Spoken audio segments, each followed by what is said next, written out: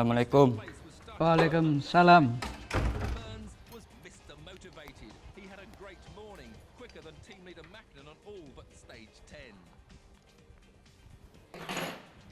Two stages this morning, what were they like? Well, they were a little bit worse than they were yesterday. The first one was quite a lot wetter, and unfortunately we spun on the first one. Menang loh. About 15 seconds. It was quite Iya, Pi. fast. Alhamdulillah. About 50, Good. lost a bit of the front some guard. Kenapa unhappy? Ya, begitu, Pi.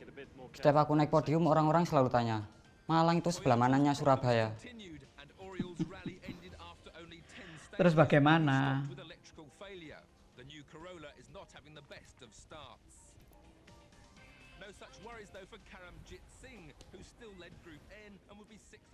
Pi, aku mau punya klub sepak bola. Biar dunia tahu kota Malang. Papi bangga sama kamu, Luk. Just do it. Kamu pasti bisa. I love you, Pi. I love you too. Itu yang menggelitik dia. Aku mau membuat sesuatu yang semua orang harus tahu. Malang itu di mana? Tanpa saya harus menjelaskan ke semua orang. Apa itu Malang? Malang itu ada apanya? Di mana? Dreamnya dia itu. Kebetulan sekeluarga Pak Akub itu waktu SD bareng-bareng saya. Mulai sejak kecil memang kami bertemanan. Tapi memang dia seneng dengan sepak bola mulai awal, mulai sejak kecil. Karena kebetulan rumah saya depannya lapangan, sering bermain sepak bola. Dia orang yang memang responsibility-nya tinggi sekali dengan apa yang dia ucap, dengan berjalannya waktu pastilah. Dia juga berusaha, dia bekerja keras, dia punya percetakan yang mencetak bungkus-bungkus rokok apa gitu. Itulah yang pertama kali menghidupi Arema dari situ. Setelah stud capital dari Papi 150 juta. Dia nggak pernah mengerjakan sesuatu asal-asalan. Demikian juga dengan Arema. Arema juara 93 ini dengan berbagai polemik, dengan berbagai kekurangan dan kelebihannya, dia bisa melewati dengan luar biasa. Kebetulan saya masuk di Malang itu tahun 85, Arema berdiri 87. Everybody knows siapa Lugi. Ganteng, kaya, anaknya jenderal, anaknya gubernur, multi talented. Siapa yang nggak tahu? Bohong aja, semua orang tahu dia. Saya masuk di Malang, saya itu punya teman-teman di circle saya itu yang kebetulan circle-nya Pak Lugi juga. Suatu hari saya diajaklah ke rumahnya Pak Lugi di Legend Sutoyo. Takut ya orang kaya, rumahnya Jalan Ijen. Kalau Jalan Ijen di Jakarta seperti di Menteng gitu ya. Ya takut lah. Disitulah saya kenal Pak Lugi. Di circle yang sama, sahabat-sahabatnya Pak Lugi, mulai dari SD, SMP, SMA, juga kenal saya.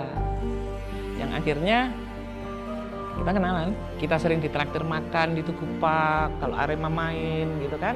Teman-teman saya kalau traktir orang nggak cuma 1-2 orang gitu, nggak.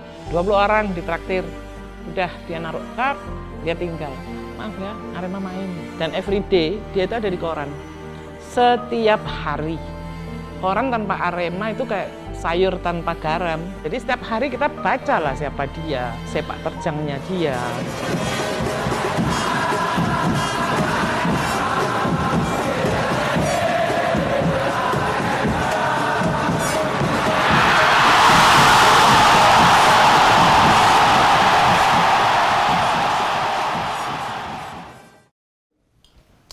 Gimana?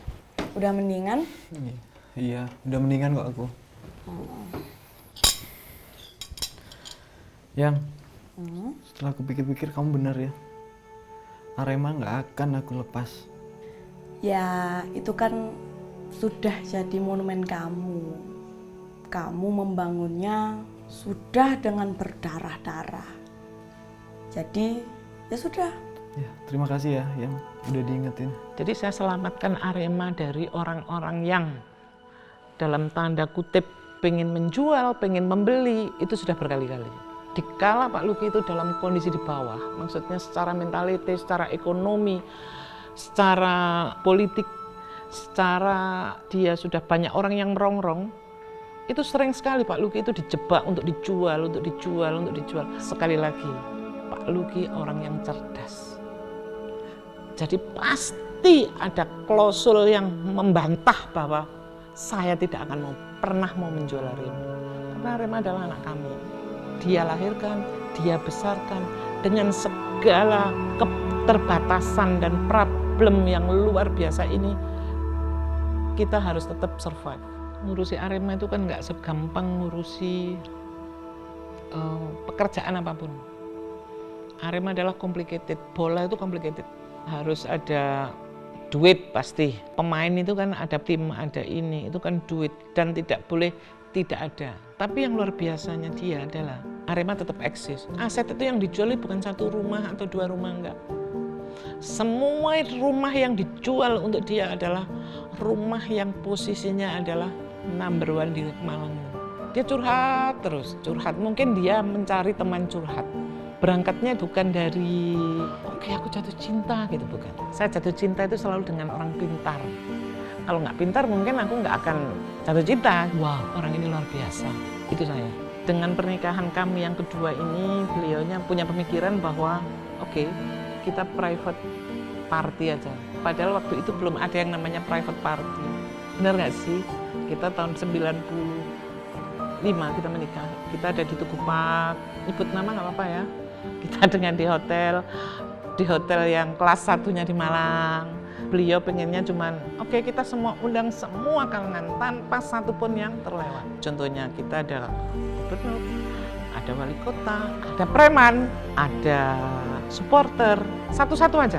Pokoknya dunianya dia. Semua masyarakat yang memang di lingkungannya diambil satu sampailah di 75 orang itu. Kalau orang lain romantis mungkin mereka jalan-jalan kemana, enggak. Romantisnya kita ada di stadion. Oh, jadi kamu nyuruh aku ke sini itu mau ngerencanain kita nonton bola?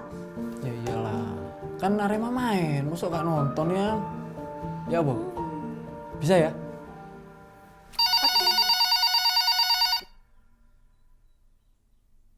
Siapa yang? Nggak tahu. Enggak. Halo? Siapa kon? Halo, bisa kon?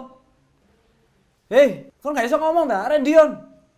Tak parani kon ya omamu. Awas kon yo, nggodho ujubku maneh yo. Delok kon yo. Yang aku gak seneng ana wong arek lanang telepon nang HP-mu. Aku tuh nggak tahu itu siapa. Nah, itu buktine sopo? Aku tuh nggak tahu. Kan nomornya aku nggak tahu juga. Bola.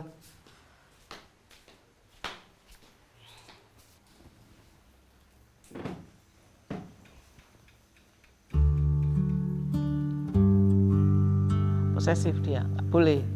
Padahal kita nggak tahu siapa itu yang telepon juga gitu kan. Telepon zaman dulu kan. Telepon kita kan masih, handphone itu kayaknya kan mahal. Bukan handphone yang mahal kalau zaman dulu, pulsanya yang mahal. Jadi makanya telepon rumah ini kan aktif banget. Sampailah telepon rumah itu dikasih PABX agar kita tahu siapa yang telepon.